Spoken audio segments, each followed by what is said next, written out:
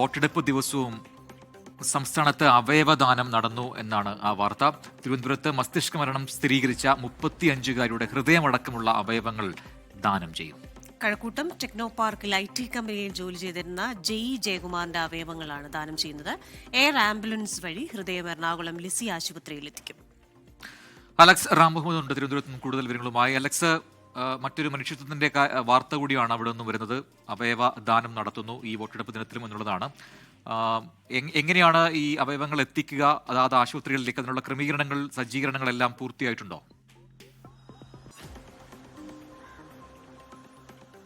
പ്രജന, വോട്ടെടുപ്പ് ദിവസവും മനുഷ്യസ്നേഹത്തിന്റെ ഉദാത്തമായ കാഴ്ചകൾ കേരളത്തിൽ കാണുന്നു. പ്രത്യേകിച്ചൊരു അവയവദാനം നടക്കുന്നു. ഹൃദയമടക്കമുള്ള 5 അവയവങ്ങൾ ദാനം ചെയ്യുന്നു. അത് തിരുവനന്തപുരം കിളിമാനൂർ സ്വദേശിയായ 35 വയസ്സുകാരിക്കാണ് മസ്തിഷ്ക മരണം സ്ഥിരീകരിച്ചത്. അതൊരു ദാരുണ സംഭവമാണ്. അവർ ആത്മഹത്യക്ക് ശ്രമിക്കുകയായിരുന്നു ഏപ്രിൽ 2-ാം തീയതി. ഇന്നലെയാണ് കിംസിൽ ചികിത്സയിലുണ്ടായിരുന്ന ജയകുമാർ 35 വയസ്സുകാരിയുടെ മസ്തിഷ്ക മരണം സ്ഥിരീകരിക്കുന്നത്.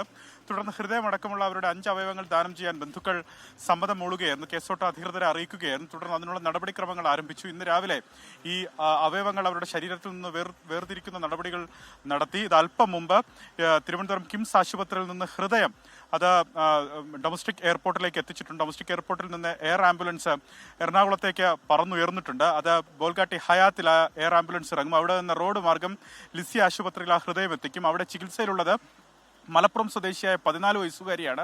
ഈ 14 വയസ്സുകാരിക്ക് ആ ഹൃദയം തുന്നിപ്പിടിപ്പിക്കും. അതായത് 35 വയസ്സുകാരി ജയകുമാരിയുടെ ഹൃദയം 14 വയസ്സുകാരിയിൽ മിടിക്കാൻ ഇനി നിമിഷങ്ങൾ മാത്രമാണ് ബാക്കി. ഇതൊരു തെരഞ്ഞെടുപ്പ് സമയമാണ്.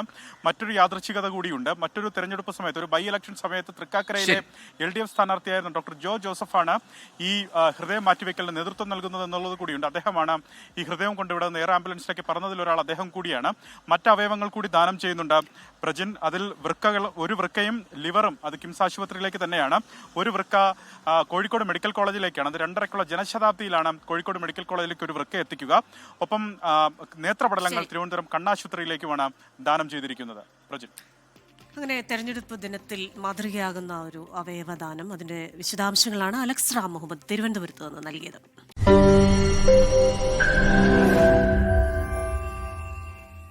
ലോകത്തെവിടെയായാലും ഏത് സമയത്തും 24 വാർത്തകളും ഓഗ്മെന്റഡ് റിയാലിറ്റി പാക്കേജുകളും എക്സ്പ്ലെയിനറുകളും വിശദമായി കാണാൻ ഞങ്ങളുടെ YouTube ചാനൽ നിങ്ങൾക്ക് സബ്സ്ക്രൈബ് ചെയ്യാം.